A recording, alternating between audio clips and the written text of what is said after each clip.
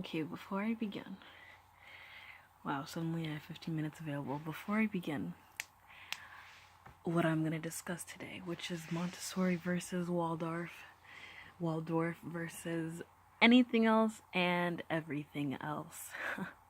Not everything else, I'm lying. I didn't study everything. I can only use my experience. But before I continue, I want to show you what I've made because I've only made a video of it.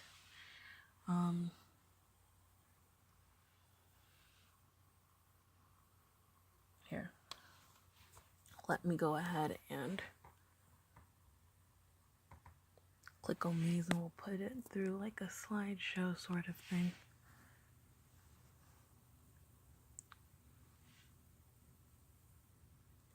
My computer is slow, let me pause this. Okay, it's about ready.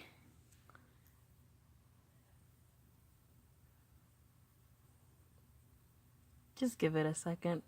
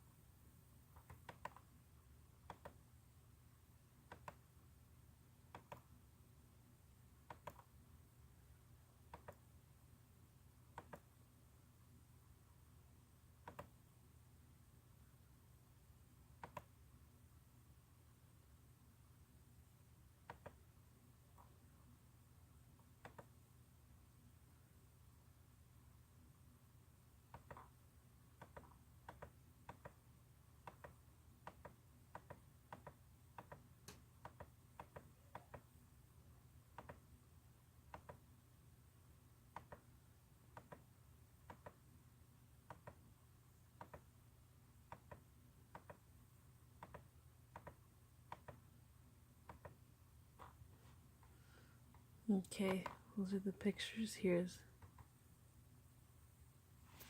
And this I would prefer to play with Anya, Flora's Secret.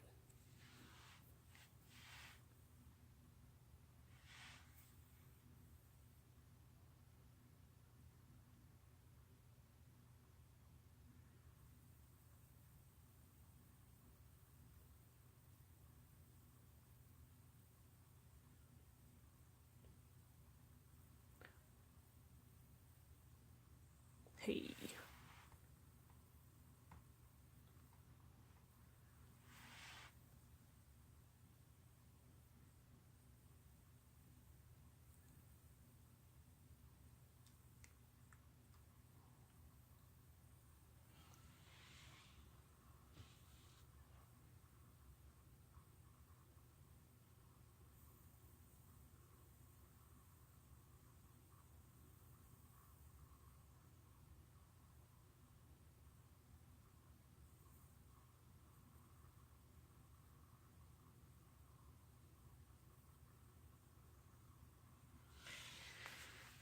So that's it. Now that my lips are moisturized and I've shown you all my visuals, I wanted to share that so that you could see where I'm coming from. And even if you watch the video, I'm sure you're still confused, so I'll explain. I want to have a school. I want to build a school a little bit different from what I've grown up with. And that'll be the first comparison, is the traditional American K through 12 public school. And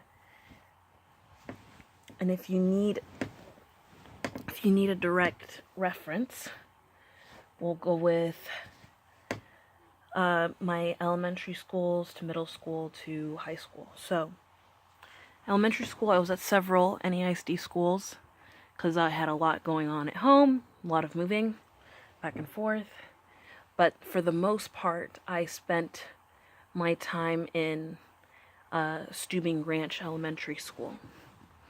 Then I moved on, but I have to mention Cerna. It was a really great school. I loved the culture there. And then, okay, I just had to mention it. It was mainly kindergarten, but it was a really great time of kindergarten. Miss Hackett. I always thought her name was like Hot Pocket for some reason. But I also confused kitchen and chicken, so it's something up there that's going on weird. Anyways, middle school for me was Harris Middle School. And then high school for me was James Madison High School. All Texas, San Antonio, to be more specific. But that was my educational background, which is not the only thing I saw. I was also exposed to schools like Wagner High School, a school that my dad taught at, and other schools I was also exposed to, just from visiting, because playing sports, you go to other schools to play them, so you kind of see the cultures there as well. But all of that schooling led me to where I go to Baylor, wanting to be a math teacher, although that was a senior year decision. For the most part, I was planning to be a music teacher. But senior year, I decided it would be more probable to be a math teacher than a music teacher because of the whole thing about getting into music schools. Which, now that I think about it, I'm a little upset. I've never thought about it until this very moment of me recording this video. But, yeah, I changed to being a math major because of all the hoops you have to jump to get into a music school. Anyways, from Baylor, I decided to be a philosophy major. Hi, Princess. Hi, is it that early? Y'all are here already? No, Princess. We're still doing back to school. Okay, let me pause this for a second. Oh, I apologize for the brief interruption. I don't even remember where I was at, but I was probably talking about my school and how it led me. Yeah, I remember talking about how it led me to where I was with Baylor and all the frustration I had at Baylor. So, education, the way it's done, not what it is, education's needed, but the way it's done, is very key in planting the seed of a child loving to learn, and not just because it's being graded, but because it's for their benefit. I've been researching different methods. It all started, let me just tell you how it started with the Montessori, because that was the first one that I stumbled upon recently. Montessori, I stumbled upon it because in my subscription box, I am subscribed to the physicist, will make you love physics, I don't remember, Dr. Louis something, I don't remember. Anyways, he was talking about how education is for kids. He began talking about hands-on learning. So then I YouTubed hands-on learning. The next thing that came up in the results was Montessori, teaching tools. So from there, I researched Montessori, fell in love, but felt like there were some gaps in that sort of method. And I'll go into those gaps when afterwards. But overall, it's very great. It's very, very great. The other method, which I was looking into extensively today, was Waldorf. Kind of like Waldo, but Waldorf. Yeah. So, Waldorf method, very close to Montessori, but, what is it that's different? Oh, yes, arts are integrated, which I love, and that's actually what the whole circles things was about. That I showed you in the beginning. It's about different ways to express truth or express knowledge through art, because all us humans can do is express what is already there. It's not like we can create truths. Truths are there to be discovered. And even in ourselves, they're to be discovered, but now it's about expressing it. Anyways, there are still some gaps there. Not as many, because there are so many things that we agree upon, but there's still the gap, which is probably because it wants to be more marketable. So the element of a religious knowing of the self, like, not just because people need religion, And I'm not saying people need religion. I'm saying people need God, but there's not that component of an objective, holistic idea of a person that needs to be known, and needs to be educated to a child. And I know it may be for for the sake of being marketable, but I'm not here to sell education methods, and I don't think it's about selling something for the parents to buy. In fact, I want my school to be free, by the way. But the gap that is there, as well as in Montessori, is the God, um, the God, like, having that conscience. Um, of course, there are schools, and even traditional schools like private schools, that would teach religion in their class, whether it is through the Jewish community. They'll have their students, not their students, but the kids in the community would go to the synagogue and learn about their culture. In Kenya, they have CRE. In America, for the private schools, they just have another theology class. All these are good, but it's not something that I've seen integrated in everyday life rather than just knowledge. So that's something that I would like for my school to have, but it's not just seen in life, or not just seen in the classes of the Christian or religious classes. It's also seen in every single subject. And I want kids to have that as their basis, actually. Their basis is their identity as a child of God and a creation, not just something that exists for the sake of existing.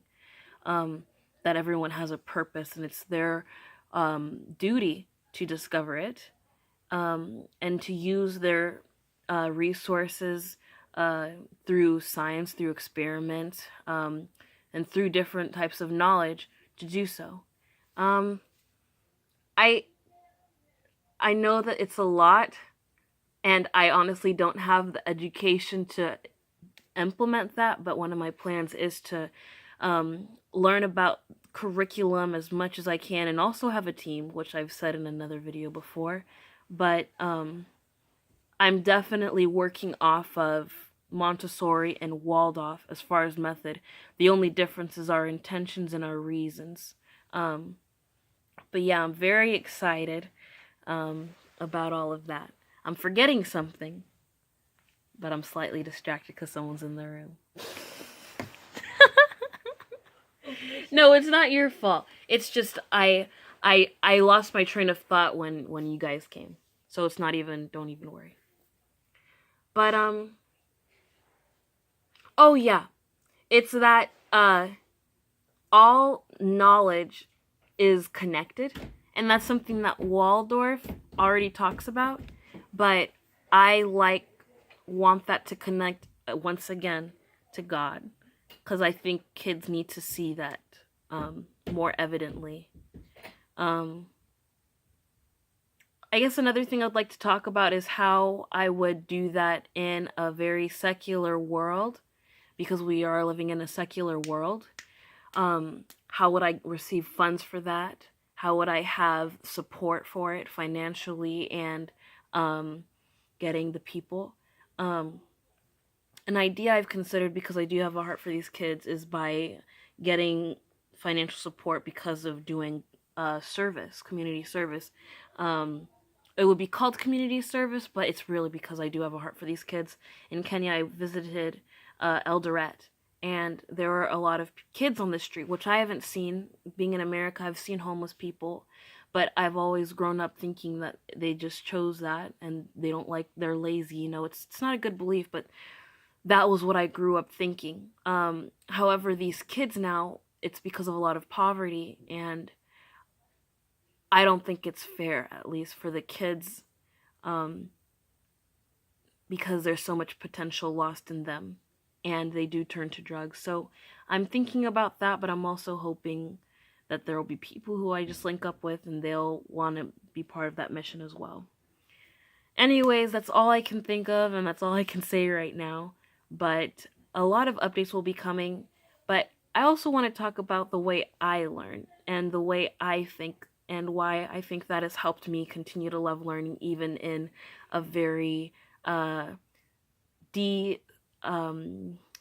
just not a nurturing environment for curiosity.